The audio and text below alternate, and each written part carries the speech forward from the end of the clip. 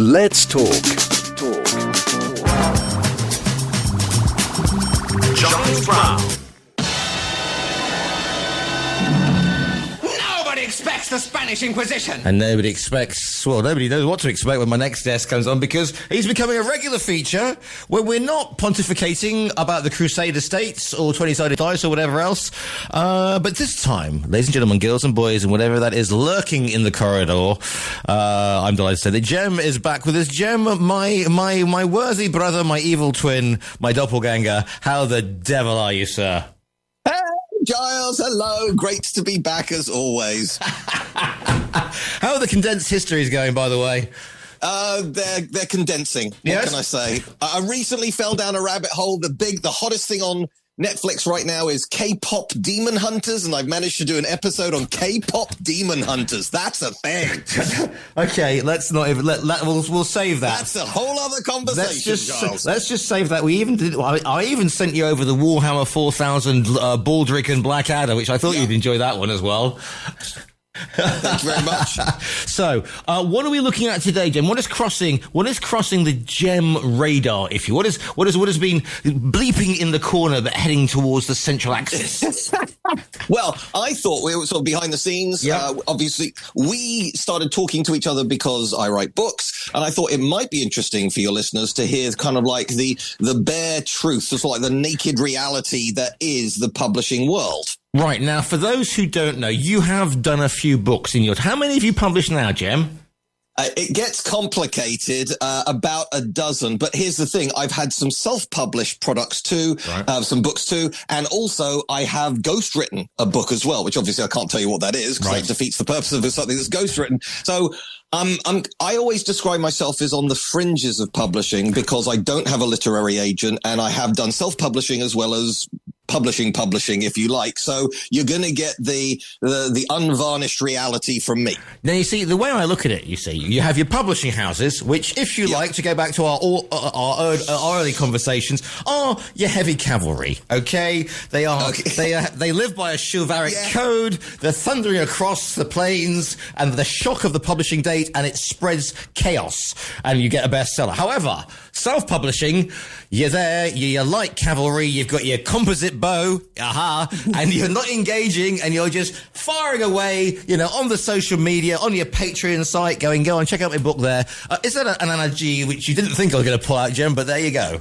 Yeah, do you know what? It's pretty good. Thank you very Yeah, much. I like it. I like it. It's gonna get more messy than that, but I think that's a great place for people to start thinking about. But actually, what I want to do as a sort of starting point is tell you about a job I used to have. So I used to work in the exhibition industry. I'm sure every listener here has at some point walked into a massive hall with loads of stands in it. The topic could be anything. It could be fishing. It could be pets. In this case, it was the London Book Fair. Now, I can say this because I'm only going to say good things about it, but it's the second largest publishing exhibition in the world. And so what you've got there is agents, publishers, and deals are being done for like international rights, etc. But also to show the market, this is what's coming out from us. Right. And the thing is, and this is the reason why I'm starting here, is because just walking into the London Book Fair shows you the problem the publishing industry has and why any listener here is going to find it very, very hard to get published in any way, because I would walk into this hall. There are literally hundreds of publishers there, and each one, you can't run a business publishing one book a year. So each one has a dozen or more books. So when you start multiplying that, you're talking about 10,000 or more books that are coming out, not in total, but just this year. Right. Nobody has the time to read all of them. Now, obviously, there are specialized sectors. For example, the kids sector. I noticed dinosaurs are always popular. Yeah. History sector. Nazis. Can't go wrong with Nazis. Absolutely not. And then with fiction, sexy stuff always does well. So I guess if you want to create the perfect bestseller, what you need to do is a book about sexy Nazi dinosaurs, and that might well sell. I don't know. Ba-ching, as the saying. Yeah. But you see, that the problem is, sort of being unflippant for a moment, nobody has time to read all those books. So these publishers are pumping out these books, and they know most of them will fail. So first of all, they've got too many books. And then that's not including everybody who's come to them with a book. So my journey started, I was in that company, which included London Book Fair. Right. And by the way, only industry people can go to it. They're not going to allow the general public to go to London Book Fair because everyone's just going to walk up to the publisher going, will you read my manuscript? No. Hello, I've written a book about the Natterjack toad. Yes. Yeah, well, thank you, Colin. It's a winner. Anyway, so I was in this company. I would lunchtime talk with my mates about history, and they go, Jem, you're really good at sort of like bringing history to life. You should write a book. So I did. I wrote something called The Busy Person's Guide to British History, which basically is an overview of British history from the Stone Age to 1945. And I went to some publishers with it. And what I got was really good advice saying, this is too general. Nobody will buy it. And what they meant was, it's like, look, if this was linked to a TV show, if it was the BBC's Busy Person's Guide to British History, as seen on TV, that will sell. Or if it's linked to a celebrity, so if they gave it to George Clooney, and then it was George Clooney's Busy Person's Guide to British History, that would sell. But who are you, Jem? And nobody's going to buy a generalist book just because it's come out. So they said, go hit something specific. We'll talk if you can write that. And that was my first published book, Deus Vult, A Concise History of the Crusades, as approved by Giles. Absolutely. There you go. That's a celebrity name. But that was specific. We're homing into the Middle Ages. We're homing into a specific cultural movement. I'm not going to go into that. But the point is, that's what got me published. And it was Amberley, the guys who about 10 years later came to you about Devil's Horseman, which is just out. So I have had a very long relationship. By the way, people go and buy it. Thank you, Roger. Thank you. So I ended up self-publishing The Busy Person's Guide because I'd written it, I put the effort in. But going to a publisher, gone. Self-published. Okay, so you're not going to walk in there. They're going to go, thank goodness it's the book we've been looking for. Oh, thank you, Jem, because that is what we do. Because that's the thing, I know people who are writers, trust me on this one. And, they tend to rock, and they, one of them went to all the big publishing houses. It's a bit like going with your C60 cassette of your band, isn't it, basically? I mean, there's millions of people think it's a book of art. Yeah. It's exactly like that. Yeah. And the statistical chances are about the same. Now, on the history side of things, because you tend to be a specialist, people frown when you make stuff up in history books, okay? So therefore you have to have a certain expertise, and therefore there's far fewer of them, and therefore you can go to a non-fiction publisher and they will talk to you. Yeah. But part two of this is I'd done now like 4 books with Amberley. I had a really good working relationship with them, but I came up with an idea for a historical novel. So here's a pitch to you, Giles. Would you read this? So Silent Crossroads is the story of Harry Woods, who is the only British soldier to have fought in both world wars for both sides. So the first half of the book, there he is, 17-year-old in the trenches of World War I, British Tommy. He gets injured. He gets captured by the Germans. He then gets looked after by a German nurse who can speak English, and he falls in love. Of course he falls in love.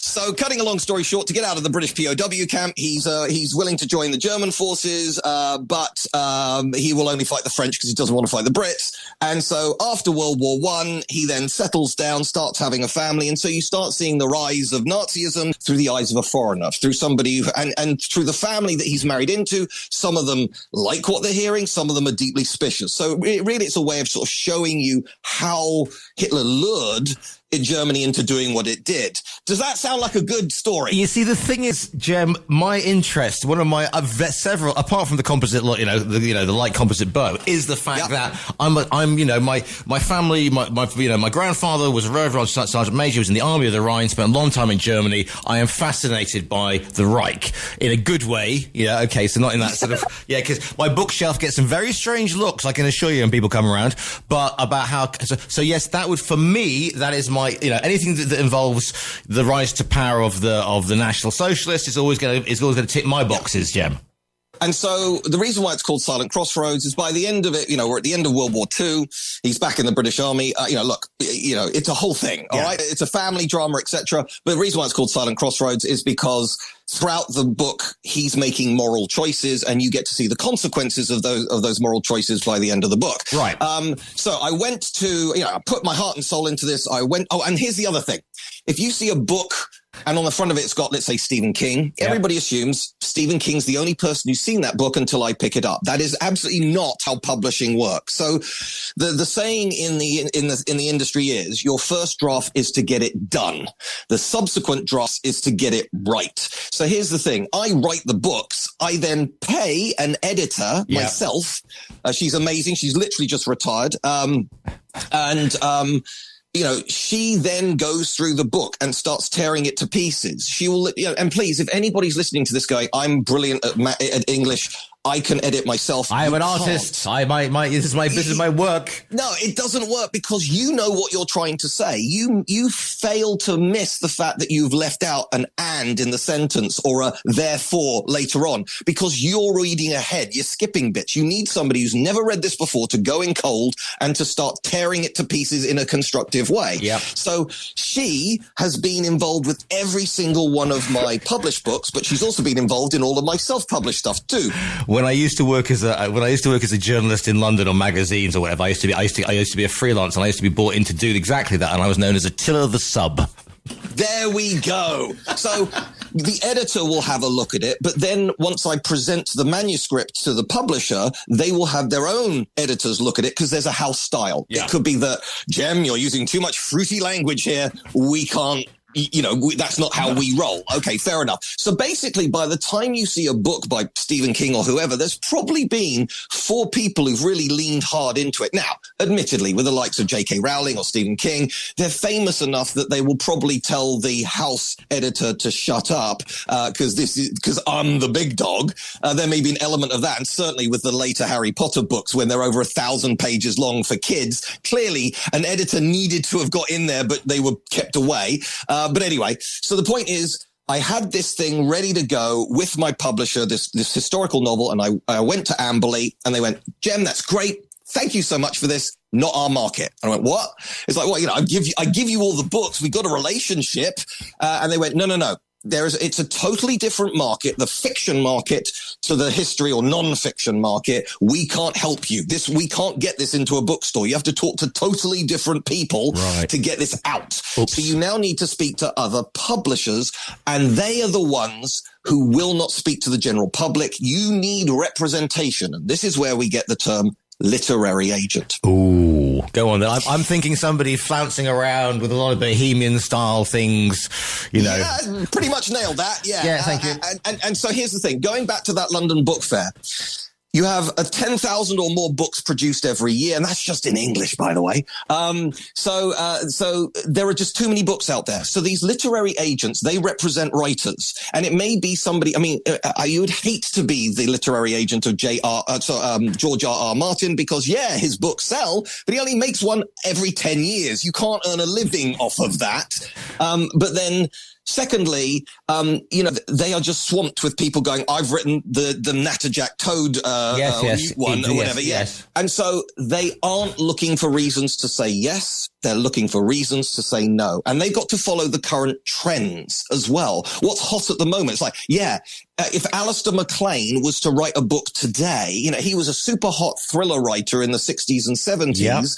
He couldn't get published today. That market has disappeared, okay? But, men today do not get their thrills out of reading books. They do it from watching action movies on video or on or video games. That's a whole market that's gone. So they have to be susceptible to what's hot at the moment, but also they're looking for reasons to say no because there's an awful lot of garbage coming in. And I then had to start announcing myself to these guys, and I had an advantage. Look, here are the books that have been published. I can hit deadlines. They've sold well enough. The publisher wants me to work with them again. online. And I couldn't get anywhere. Using my business skills, worked for London Book Fair, so I'm a business person by day. I managed to sit down with a literary agent. Now, I cannot stress how rare this is. Not a telephone call, not an email. I was in a room with one. Good grief. Should have brought handcuffs. What are they like in? Do you approach them quietly? Do you not make any things? Do you know?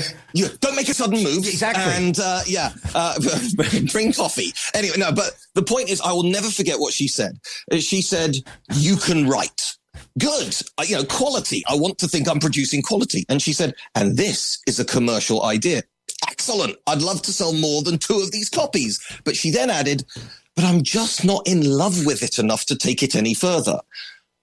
What? I mean, if you were able to add in sound effects, this would be the point where you do the needle scratch, whatever.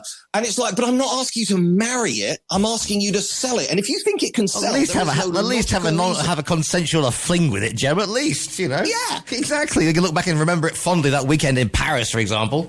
Exactly. So, look, I'm not going to go into this any further because I don't want to sort of like shame people or so anything. But the point is this: I get where they're coming from. I have empathy with these people because they are swamped with manuscripts, so they just don't know what's good and what's bad. And I mean, they must be. I mean, after the Twiglets affair, otherwise known as Twilight, they must have had so many vampires crashing into the window, and then every sub Harry Hotter you could possibly want as well. And you just go, come on, have an original idea, because you go to my good morning to my local independent bookstore. You know who you are.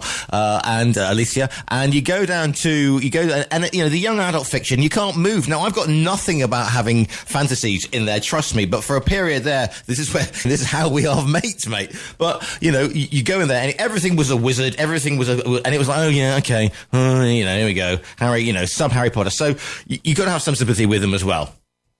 Yeah, absolutely. So, and the thing is, so if we go into self-publishing, it's the Wild West. You could write something on your phone this morning and have it up this afternoon. So there's total hot garbage there. But then also, perhaps the 2 famous, everyone loves using these 2 examples, the 2 book series or books that became so hot they ended up being made into Hollywood films is The Martian, that one where Matt Damon's lost on Mars, and the 50 Shades of Grey, which actually started as fan fiction around the Twilight saga. So, I mean, there is no professional nutrients there, literary awesomeness there, but boy, did they sell by the truckload. Yeah. And that's the thing. Your J.K. Rowling, Stephen King, George R.R. Martins, none of these people make most of their money from books. Books are really an ancillary. What everybody wants to do is get it turned into a TV show or a movie. When you look at Rowling, for example, she made just enough money from the first Harry Potter to get to do a second Harry Potter, but she was still financially very insecure. It's really by the time you get to the third Harry Potter where she gets a deal from Warner Brothers. That is when the millions start coming in, because she created this whole fantasy world, all of the merch. Yeah. She gets a cut off. Now, I'm all for, she's a self-made woman. This is all inside her head. Brilliant for her. She deserves every penny she gets, but that's when she made the money. Yeah. If it turned out, if she managed to make all 7 books and they were all loved by just 1,000 kids and everybody says, this is the best kept secret in the world, she would now be an accountant. I don't know, in the local county council or something.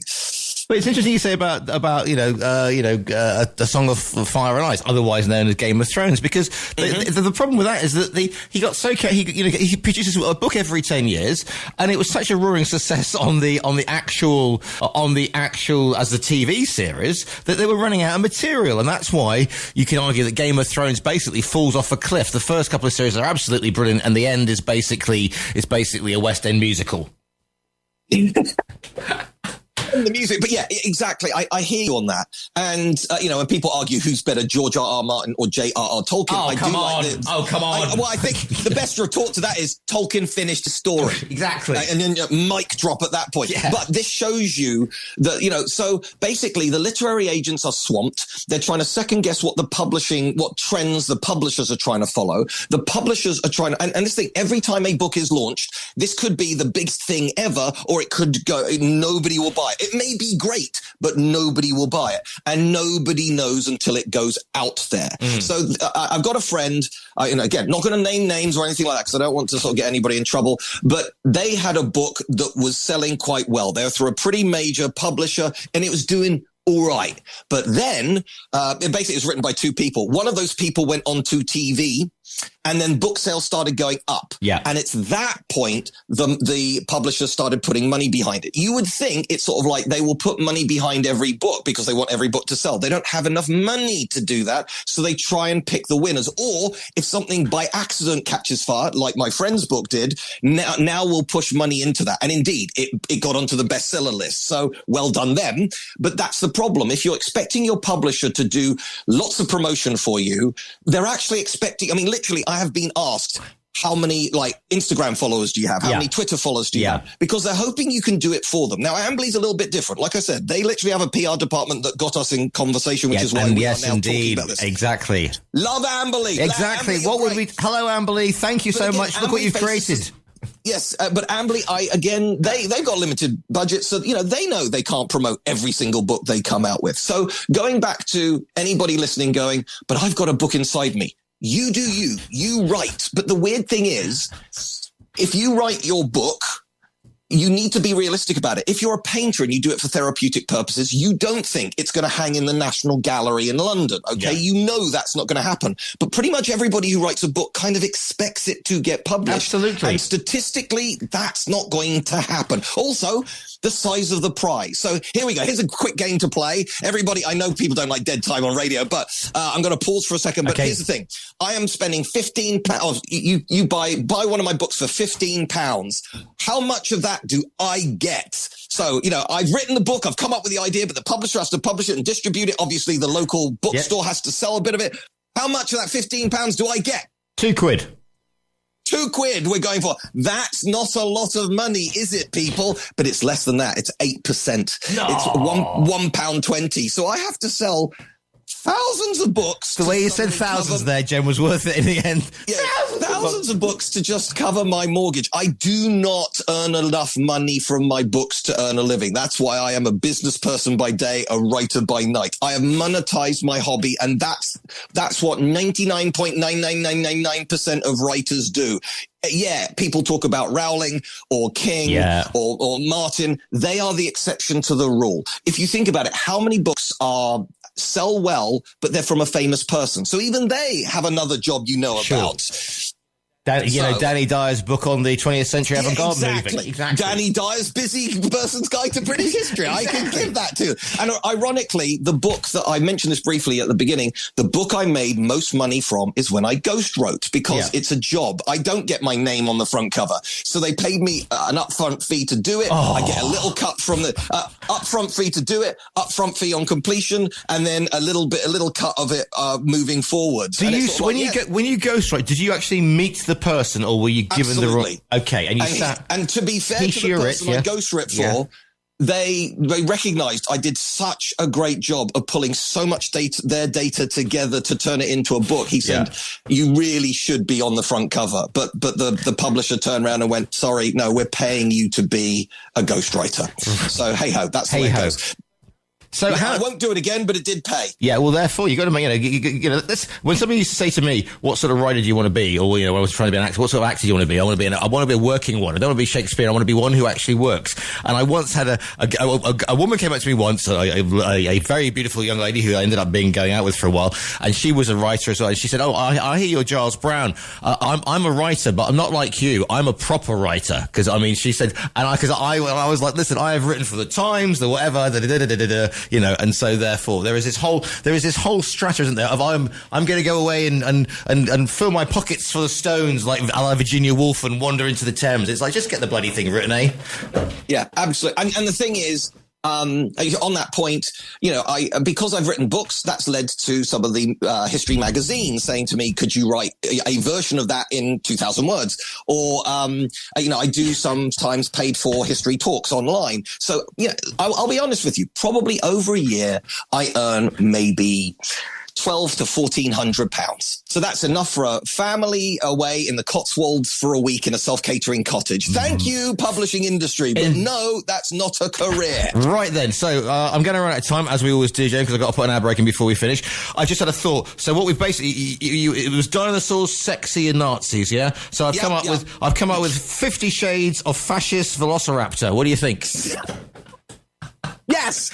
We could do T-Rex, but they wouldn't be able to get their hands around each other because obviously they haven't got long enough arms. That's a seller to be sure. But being aware of, like, it would be great if this stuff was turned into a movie. So do I have 1 minute? You got 1 minute. Go off you go. 1 minute. Okay, fine. So I did some research on the Vietnam War. I was going to turn it into a history book. Didn't work. So I turned it into a novel about a guy then in 1960s jungle and today as an old man going back to Vietnam with his granddaughter. So, clash of the generations. It's called Echoes. I wrote it up.